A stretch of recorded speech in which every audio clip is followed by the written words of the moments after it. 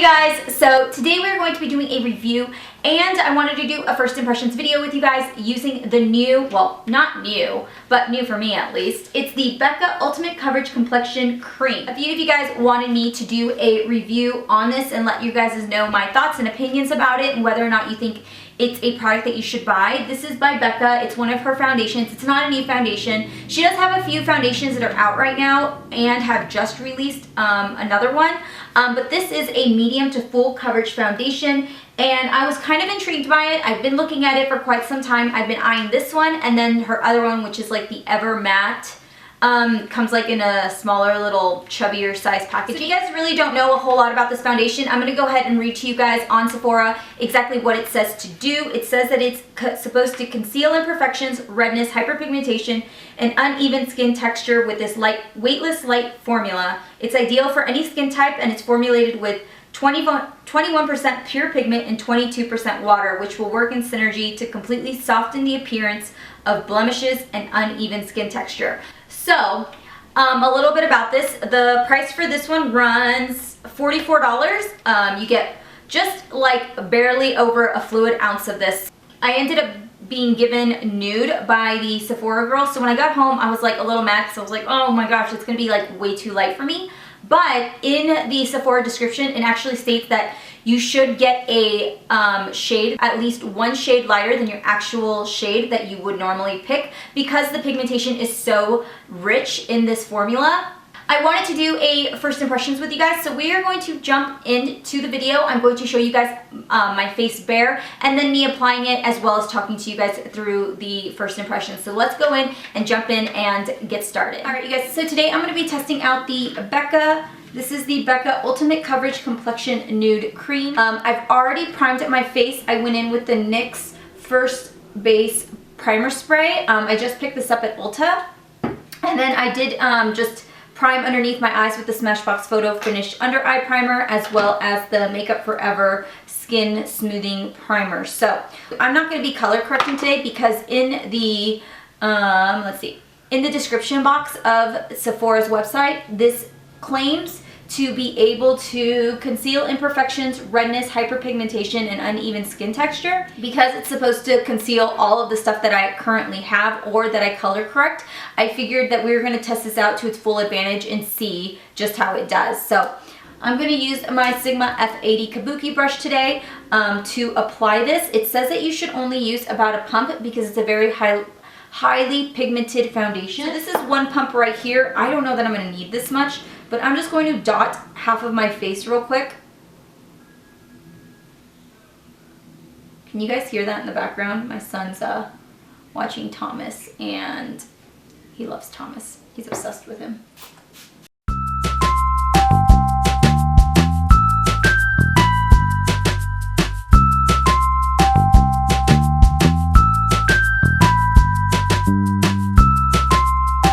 Alright, so that there is one pump on just half, or not one pump, but one side of my face with half of the pump of foundation applied. It is sticking to some of my dry patches. Wonderful. Alright, so let me finish off the rest of my face and see how that works out for me.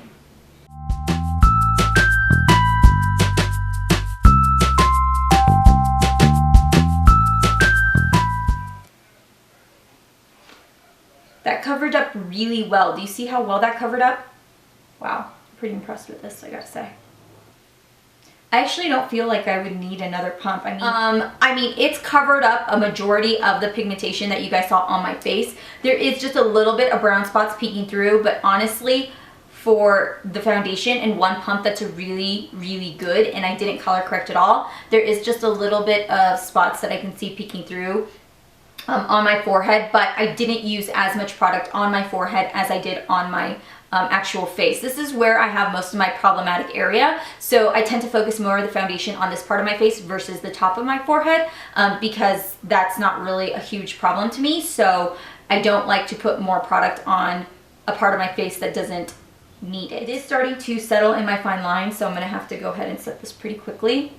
I am planning to set it. I'm going to set it with just the air spun because I don't want to change the color of it. I want to see if it oxidizes, but I do have to set my foundation. I always set it. So I'm going to go ahead and I'm going to finish my makeup, and then I'm going to get back to you guys and let you guys see and then talk to you guys a little bit more about it. Alright guys, so I did finish doing my makeup and I am getting ready to leave the house. I'm going to go run some errands, but right before I get ready to leave, I did want to kind of go over it with you guys and just let you guys know what I've seen so far. So far with all of my makeup on and everything, it's sitting pretty nicely. I don't feel like I have makeup on. I mean, yes, I do, you know what I mean? Like, yes, I feel like I have makeup on, but I don't feel like my foundation is something that I can feel on my skin. So I'm gonna go ahead and finish everything up and then I will get back to you guys. Alright you guys, so I just wanted to do a quick check-in with you guys. It is, let's see, 2 minutes before 6. I've been running some errands. I just got done cooking and yeah, it's holding up pretty well. Let me see.